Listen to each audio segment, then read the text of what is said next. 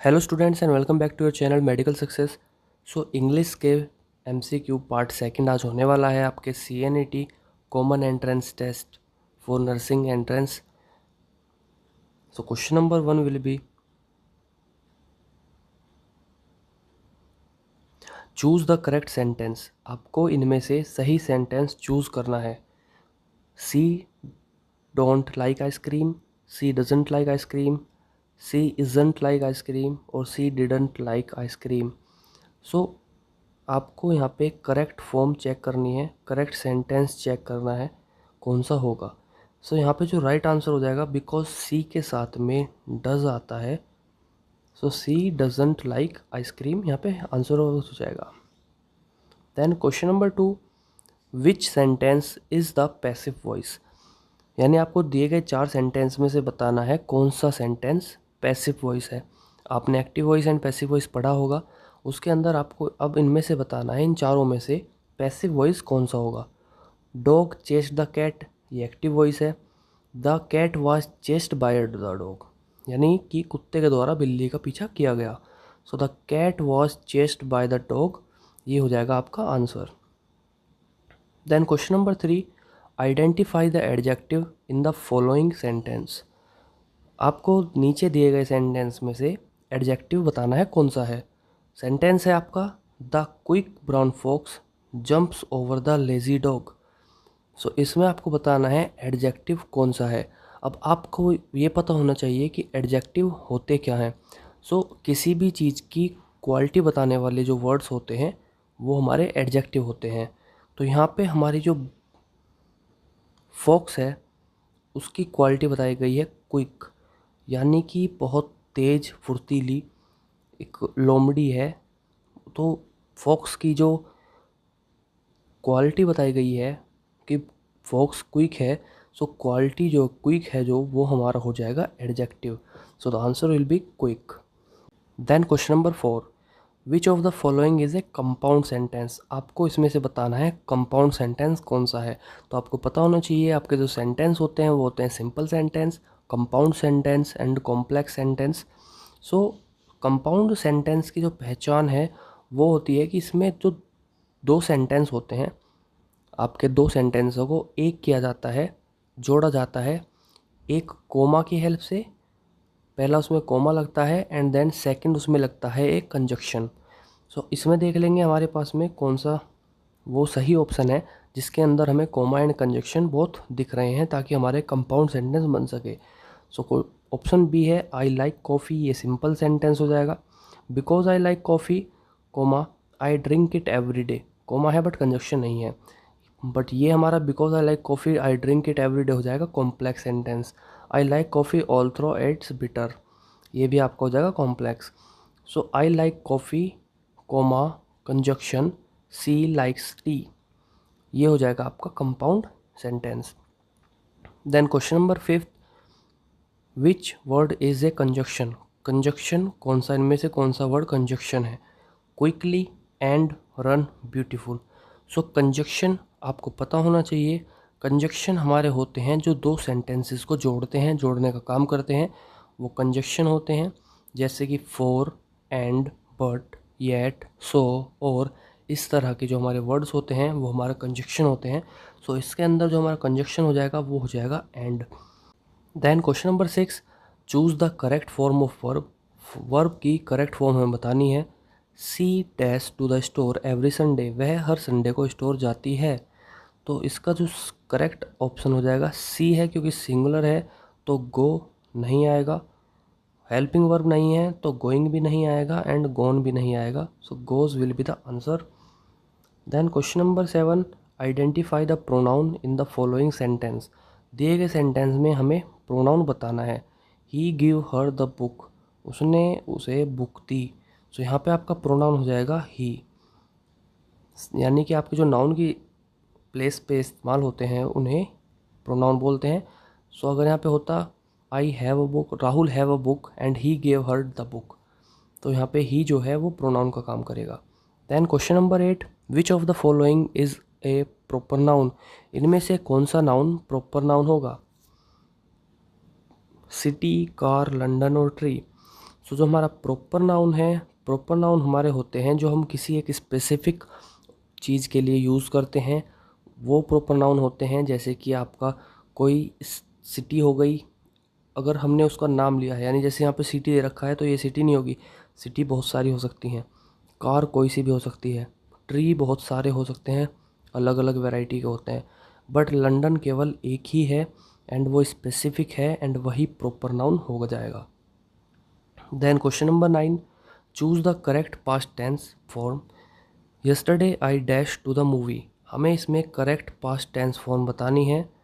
आपका सेंटेंस है yesterday I dash to the movie. So go, gone, went और going, हमें करेक्ट फॉर्म बतानी है। अब हेल्पिंग वर्ब है नहीं तो गोइंग नहीं होगा।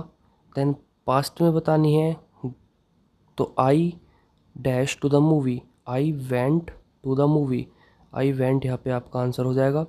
Then question number 10, which of the sentence use the correct article, दिए गए सेंटेंस में से किसने करेक्ट आर्टिकल का यूज़ किया है। She adopted an cat, she adopted a cat, she adopted the cat, she adopted a cats. So article में यहाँ पे कैट्स तो होगा नहीं, क्योंकि हमने कैट के बारे में, उसने कैट को अडोप्ट किया है, कैट की किसी चीज़ के बारे में नहीं बात हुई, तो कैट्स तो होगा नहीं। देन एन भी नहीं होगा, बिकॉज कैट हमारी सिंगुलर काउंट होती है, कैट सिंगुलर है तो एन का इस्तेमाल यहाँ पे नहीं होगा। देन आप बात करें ए की एंड द की, तो दोनों ही यूज़ हो सकते हैं, बट इन दिस सेंटेंस हम यूज़ करेंगे सी अडोप्टेड अ कैट। अब हम क्यों यूज़ करेंगे, बिकॉज अगर मैं आपसे कहूँ कि सी हैज़ अ कैट या सी अडोप्टेड अ कैट, तो हमने एक बिल्ली के बारे में बात की, अब वो बिल्ली कोई सी भी हो सकती है, तो स्टार्टिंग में हम ए यूज़ करेंगे। देन अगर मूव ऑन टू उसी पैराग्राफ में हमें फिर से उसी बिल्ली के बारे में, यानी उसी स्पेसिफिक उसी कैट के बारे में बात करनी है, देन हम द आर्टिकल का इस्तेमाल करेंगे। So she adopted a cat, the cat is her pet, तो वह बिल्ली उसकी पेट है, उसने उसको अडोप्ट किया। तो अगर आप सेंटेंस में आगे उसी बिल्ली का जिक्र करेंगे तो आप द का इस्तेमाल करेंगे, वरना आप ए का इस्तेमाल करेंगे। Then move on to question number 11, identify the preposition in the following sentence. अब आपको दिए गए सेंटेंस में प्रीपोजिशन के बारे में बताना है कि कौन सा प्रीपोजिशन हो जाएगा। सो प्रीपोजिशन होते क्या हैं, प्रीपोजिशन वो वर्ड होते हैं या वो ग्रुप ऑफ वर्ड होते हैं जो एक नाउन से पहले या किसी प्रोनाउन से पहले या किसी फेज से पहले बताए जाते हैं, लिखे जाते हैं, जो उनकी डायरेक्शन, टाइम, प्लेस या लोकेशन को स्पेसिफाई करे या किसी ऑब्जेक्ट के रिलेशन को नाउन के रिलेशन से जोड़े। वहाँ पे हम प्रीपोजिशन यूज़ करते हैं, वो वर्ड्स प्रीपोजिशन होते हैं। जैसे यहाँ पे आप देख सकते हैं the book is on the table, so the book है वो टेबल के ऊपर है, तो ऑन ने यहाँ पे क्या काम किया है, ऑन ने बुक और टेबल का रिलेशन दिखाया है कि बुक जो है वो टेबल के ऊपर रखी हुई है। सो ऑन यहाँ पे प्रीपोजिशन की तरह यूज़ हो रहा है।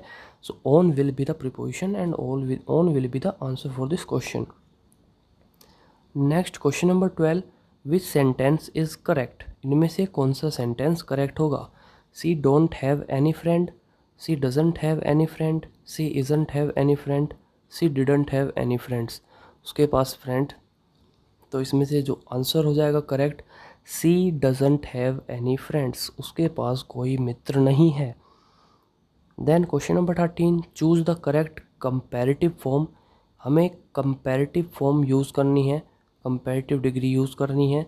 सो फॉर्म्स आपकी 3 तरह की होती हैं, the second one is comparative and the last one is superlative. So यहाँ पे मोर गुड तो कोई फॉर्म है ही नहीं, मोर गुड नहीं होता। देन बची आपकी good, better, best. So better आपकी कंपैरेटिव डिग्री होती है, बेस्ट आपकी सुपरलेटिव डिग्री होती है। एंड जहाँ पे कंपैरिजन की बात की जाए, यानी this cake is better than the other one, किसी एक या दो पर्टिकुलर के बारे में अगर हम बात करते हैं तो वहाँ पे हम बेटर यानी सेकंड यानी कंपैरेटिव फॉर्म यूज़ करते हैं। अगर हम बात करें this cake is best than other all the cakes, तो अगर हम सारे केकों को काउंट करें कि सभी केक से अच्छा ये केक है, तो हम वहाँ सुपरलेटिव डिग्री यूज़ करेंगे, बेस्ट यूज़ करेंगे। बट इन दिस हम बेस्ट यूज़ नहीं करेंगे, बिकॉज वहाँ पे हमें उसने दिखाया है कि देन द अदर वन, यानी उस दूसरे केक से ये वाला केक ज़्यादा अच्छा है, कंपैरिजन हो रहा है, तो यहाँ पे हम बेटर का इस्तेमाल करेंगे। Then move on to question number 14, identify the adverb in the sentence. हमें इस सेंटेंस के अंदर एडवर्ब के बारे में बताना है। एडवर्ब कौन सा है? अब एडवर्ब क्या होते हैं? एडवर्ब हमारे किसी भी प्लेस, टाइम या मैनर जो भी हो रहा है उसके बारे में और ज़्यादा इन्फॉर्मेशन ऐड कर देते हैं। यानी सी सिंग्स, अब वह गाना तो गा रही है, सेंटेंस यहाँ भी हो गया सी सिंग्स, वह गाना गा रही है, बट सिंग्स ब्यूटीफुली। तो उसने क्या करा, उसने हमारे जो सिंग हो रहा है, गाना गाया जा रहा है, उसको और उसमें और इन्फॉर्मेशन ऐड कर दी ब्यूटीफुली। सो जो भी वर्ड्स हमारे हो रहे काम में और इन्फॉर्मेशन ऐड कर देते हैं वो हमारे एडवर्ब होते हैं। सो यहाँ पे आप देख सकते हैं आंसर में हो जाएगा ब्यूटीफुली। और एडवर्ब के और भी कई एग्जांपल हो सकते हैं, जैसे she is extremely beautiful, you are very late, I am very well, है ना। तो वेल, लेट, एक्सट्रीमली, ये सभी आपके एडवर्ब हो जाएंगे। Then move on to question number 15, which of the following is simple sentence. इनमें से कौन सा सिंपल सेंटेंस हो जाएगा? I went to the store but it was close, so comma and conjunction आ रहा है तो ये आपका कंपाउंड सेंटेंस हो जाएगा। I went to the store and bought some milk, यहाँ पे आपका कंजक्शन यूज़ हो गया। I went to the store, I went to the store is a simple sentence, so आपका सिंपल सेंटेंस हो जाएगा I went to the store. Then देख लेते हैं डी को भी, I went to the store because I needed milk. So यहाँ पे भी दो सेंटेंस को ऐड कर दिया गया है, सो ये भी सिंपल नहीं होगा। सिंपल के अंदर केवल एक वक्त पर एक ही काम होता है, तो I went to the store is your answer. Then question number 16, which sentence use the correct form of there. अब इनमें से देयर की करेक्ट फॉर्म किसने, कौन से सेंटेंस में यूज़ हुई है? There going to the party tonight, so there use नहीं होता है जब हम बताते हैं कि देयर, है ना, there going to a party tonight, तो ये देयर भी यूज़ नहीं होगा। They are going to the, यानी देयर की तीन फॉर्म होती हैं, ये तीनों फॉर्म देयर की होती हैं, है ना। तो इनमें से ही आपको चूज़ करनी है, क्योंकि they are going to the party to nights, तो ये तो होता ही नहीं है, ठीक है ना। टू नाइट्स ये काउंट नहीं होगा लास्ट में। So there, there and they are, तो इसमें से करेक्ट हो जाएगा they are going to the party tonight. यानी यहाँ पे दे के साथ में, है ना, दे के साथ में आर है, तो they are going to the party tonight will be your answer. So option इसमें हो जाएगा आपका C, they are going to the party tonight. Then question number 17, choose the correct form of verb. हमें verb की correct form यहाँ पे fill करनी है। If I dash rich I would travel the world, so यहाँ पे would लग रहा है, यानी यहाँ पे पास्ट की बात हो रही है। इफ़ लगा हुआ है, पास्ट की बात हो रही है। इफ़ आई डैश रिच, सो यहाँ पे आंसर हो जाएगा if I were rich.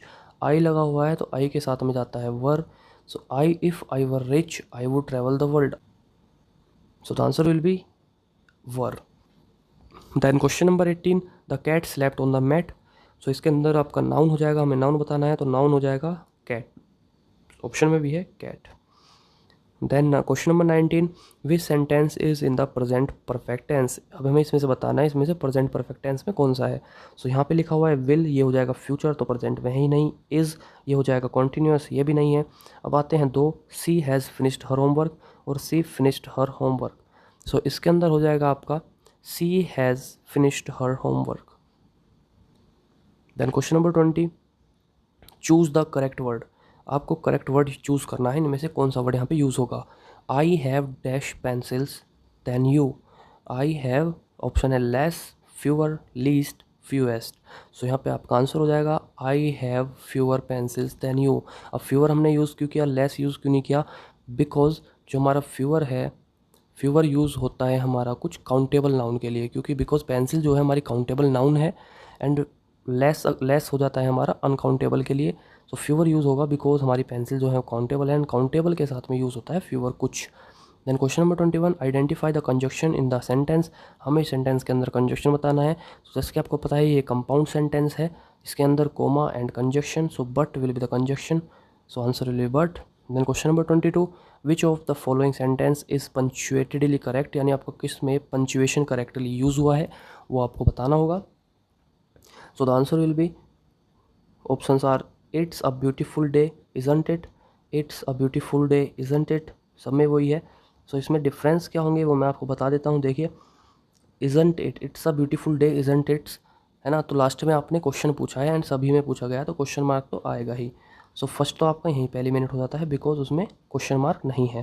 Then हम बात करें इट्स की, तो इट्स अ ब्यूटीफुल डे बताने के लिए जब भी हम किसी चीज़ का वर्णन करते हैं उसके लिए ये वाला इट्स नहीं होता, ये वाला इट यूज़ किया जाता है। सो ये हट जाएगा। So the answer will be it's a beautiful day isn't it's, option C will be the answer.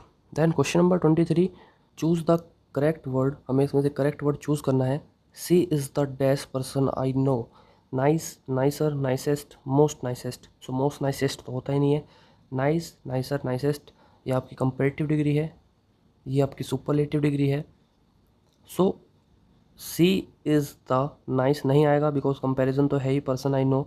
अब इसमें बात है हमारी कि सिंगुलर है पर्सन, एक या दो पर्सन हैं या फिर बहुत सारे हैं। So she is the dash person I know, यानी जितने भी लोगों को ये जानता है उनमें से वह सबसे ज़्यादा नाइस है। तो जितने भी जानता है यानी ए टू जेड जितने भी उसकी नज़रों में है सबसे अच्छा है, तो वो सबके लिए बात हो गई, तो यहाँ पे आ जाएगा नाइसेस्ट बिकॉज वो सभी की बात कर रहा है, सभी में से। Then question number 24, which sentence use the correct form of your. अब योर की करेक्ट फॉर्म किस में ठीक यूज़ हुई है। So you are going to the love this movie, you are going to love this movie. So you are ही correct form है जो स्टार्टिंग में सेंटेंस में यूज़ होती है। Then question number 25, identify the verb in the sentence, हमें इस sentence में वर्ब बतानी है, वर्ब कौन सी होगी। दे आर प्लेइंग सोकर, so they are playing soccer or none, so are playing is the verb here. Then question number 26, choose the correct past particles, हमें past particle choose करना है, इनमें से कौन सा यहाँ पे भरा जाएगा। She has dash the book already, अब आपके ऑप्शन के अंदर दे रखे हैं रीड, सो हम बात करें पास्ट की, हमें पास्ट में यूज़ करना है तो रीडिंग नहीं आएगा, रीड्स नहीं आएगा, सी क्योंकि हैज़ है तो रीडिंग तो आएगा नहीं। ओके देन रीडिड क्यों नहीं आएगा, बिकॉज जो रीड होता है उसकी तीनों फॉर्म रीड ही होती हैं, सो रीडिड भी नहीं आएगा। सो बचा हमारे पास में रीड, तो she has read the book already. Then question number 27, which of this sentence is an example of direct speech. So direct and indirect speech आपने पढ़ा होगा, इसमें पूछा गया है इनमें से कौन सा डायरेक्ट स्पीच का एग्जाम्पल होगा सेंटेंस जो है। So he said he was coming, he said I am coming, he is coming और he said he is coming. So इन सभी में बोला गया है he said he was coming, यानी कोई सेकंड पर्सन ही बता रहा है he said I am coming, उसने कहा मैं आ रहा हूँ, है ना। तो यहाँ पे डायरेक्ट एग्जाम्पल डायरेक्ट स्पीच का यही है कि सेड आई एम कमिंग, यानी यहाँ पे उसने खुद ही कहा है कि आई एम कमिंग। यहाँ पे किसी और ने कहा था he was coming, he is coming, he said he is coming, so कोई और ही बता रहा है हर बार कि वह आ रहा है पर उसने नहीं कहा। सो यहाँ पे आई एम कमिंग उसने खुद कहा है, ये हो जाएगा direct speech. Then question number 28, choose the correct sentence, इसमें से करेक्ट सेंटेंस बताना है कौन सा होगा। It's raining outside, it's raining outside, it's raining outside या इट्स रेनिंग्स आउटसाइड। सो ये तो एलिमिनेट हो जाएगा डायरेक्टली, ये नहीं होगा। देन इट्स भी नहीं होगा, या तो ये होगा या फिर ये होगा। ओके देन बात करें इट्स की, तो आप यहाँ पे भी देख सकते हैं कि आई टी इट इज़ होता है, इसलिए